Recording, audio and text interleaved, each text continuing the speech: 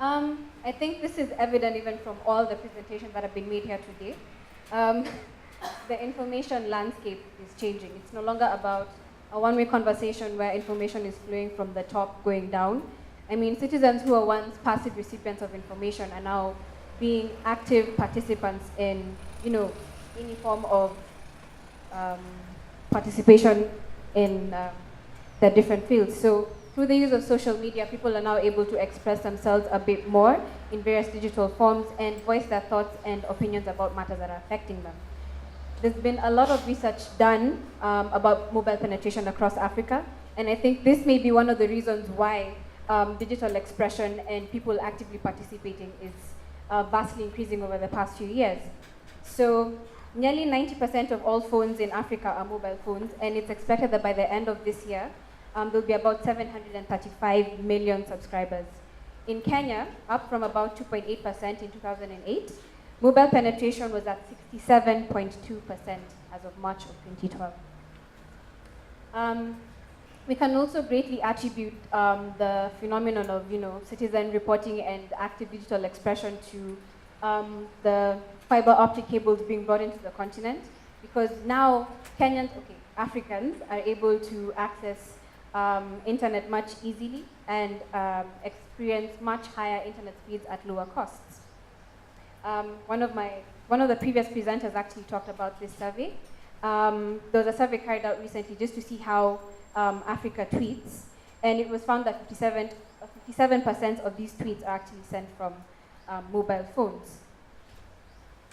This shift in the information landscape has given way to the phenomenon that is citizen reporting and online digital expression, because people now finally have a say in what stories get told about their locations.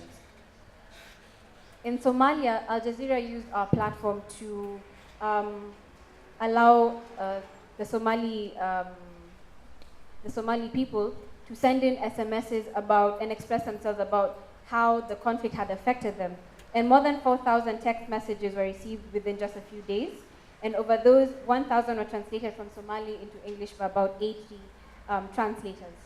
So this in itself is a clear indicator of how the media is even changing its view on citizens, yeah? The mobile phone is now being used as a means to connect with these people. What we all need to remember is that your first social network is not your online one. It's the one on your mobile phone. I mean, the contacts that you have in your phone.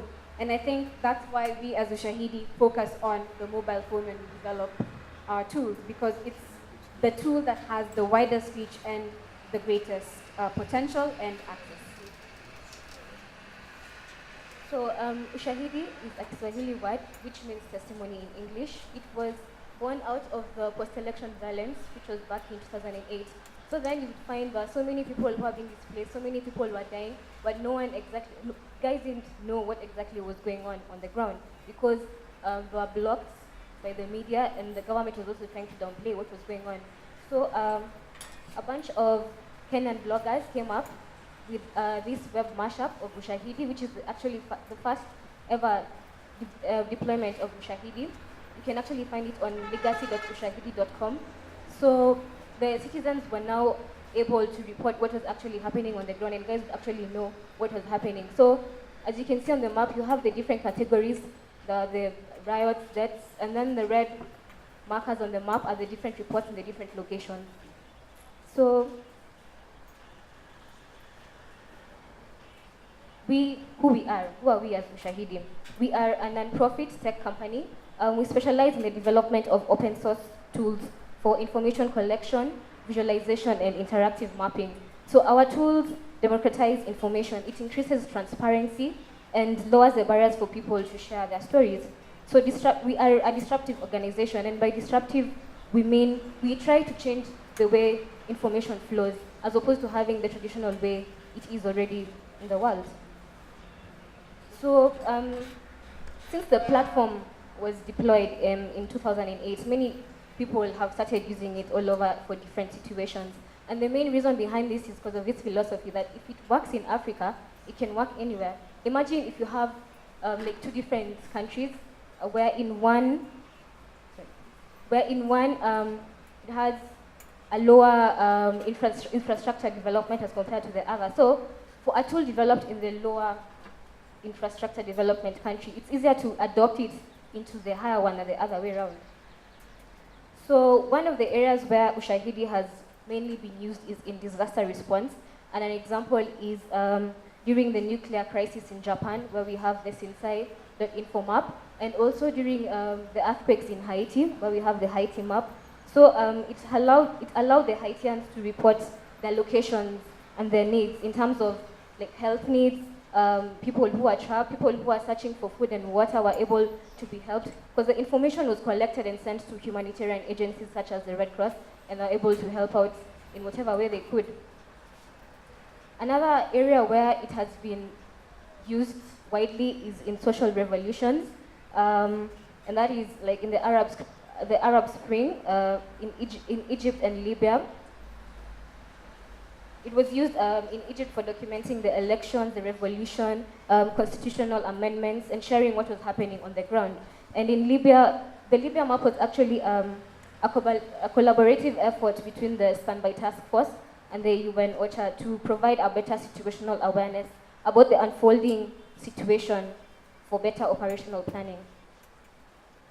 Another area is also election monitoring. It was used in the Zambian elections in 2011, Bantu Watch, and also in the 2010 August referendum elections in Kenya. And it's also going to be used. It's also going to be used in the upcoming elections in Kenya, 2013 March. A most recent deployment for the election monitoring was our Vote Live, which was used in the US presidential elections. It was used in fielding questions and concerns about voting issues that were there before, after, and during the elections. Citizen journalism is also another area. We have Tell Mama, which is an anti-Muslim attack map that is used in the UK, and we have Harass Map for Egypt, which is used to track sexual harassment in Egypt. So the very first deployment took 3 days to develop. After that, it was narrowed down to 3 hours, and after that, 3 minutes. And 3 minutes is a very short time, and you would ask how. And the answer to that would be CrowdMap, where we host your deployment for you. Instead of you having to go through the trouble of buying a domain and downloading the platform and hosting it by yourself, we have CrowdMap where you can go and register for free, and you only need your email and your password, and you can have multiple maps. So we also have mobile applications for the iOS and the Android, J2ME and the Windows Mobile. For J2ME and Windows Mobile, they're still under development, but the iOS and Android are in use. So this brings me to an example that's a little closer to home. I know Philip already talked about the Matatu strike that broke out last week as a result of the new traffic laws being implemented. So after they set up the Carpool KE hashtag on Twitter, we as a team at Ushahidi decided to set up a crowd map so that we could collect all this information and create a better visualization of, who needs a ride, who has a ride, or who got home safely, just to get a little information into the situation.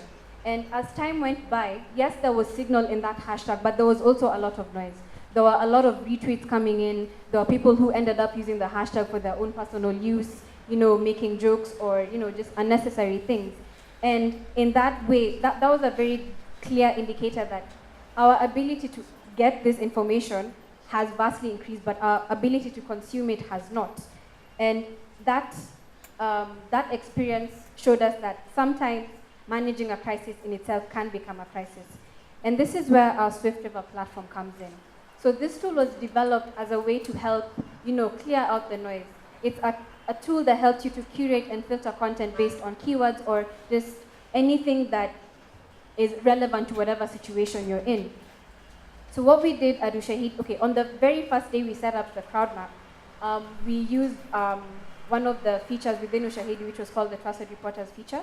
And what that helped us do was to filter out the tweets based on different trusted accounts. But you see, that's also tricky because we ended up just using the Kenya Red Cross account. And yes, Philip may have been able to pick out a few of the tweets, but the other ones that may have gotten lost here and there because, he is human. He's one person. He can't go through 1,000 tweets in 1 hour and be able to capture everything. So what we did on the second day is set up what we call a river on Swift River. So we set up the Carpool KE hashtag. And what this did was picked out all the corresponding tweets to that, and then we set up what we call buckets. So I set up one for I need a ride, I have a ride, or I got home safely. And what we would do, we would just pick out the information on that river that was relevant. Like if somebody says they have a ride and they're at this location, we'd put it in that bucket. And once it was there, it would automatically get pushed out to CrowdMap and get mapped out immediately. So the only work that needed to be done on our end was filter out this information into the different categories, and that was the result. We had a crowd map with, the different reports about who had a ride, who needed one, who had gotten home safely, and where were the operating matatus spotted. One thing that we also need to remember is that technology is not your solution. You can't think of it as the only thing that will solve all your problems. Technology is meant to be something complementary to whatever actions you're doing. And at Ushahidi, we like to say that technology will contribute to about 10% of the success of your whatever it is you're trying to do. The other 90% will be largely dependent on the people behind your initiative. Of course, that 10% is extremely vital because it involves, the information capturing, the storage, the calculation, the media monitoring, the verification, the analysis, you name it. But the other 90% will involve the people who are actually doing this media monitoring, the people who are actually sourcing this information for you, and the people who are verifying it. So it's very important for you to actually make sure that you form very solid partnerships. Yeah, you've already figured out who are the people we're going to be partnering with in the media to get what out about how to get information in. Who are we going to be escalating this information to? What's the information flow? How does it come in? How does it get verified? How does it get escalated? Now, I'm going to use an example. This is in an election situation. So assume that we receive an SMS about young men who are congregating around a polling station in Molo, and 15 minutes later, about 100, 1 minute. Okay. So 15 minutes later, about 100 police officers arrive at the polling station. That's not magic. Something did, some work went behind, the action. And this is how the information would flow.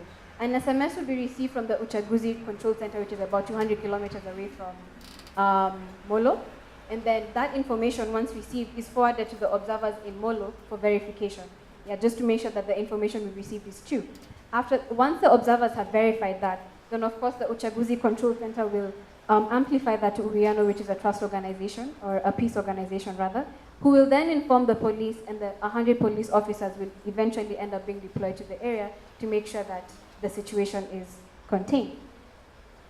This is just a diagram to show you how all these things get connected, how the volunteers interact with your deployment, how the information will flow from the victims and back to the victims, and how the information will also be received or sent out via different media streams.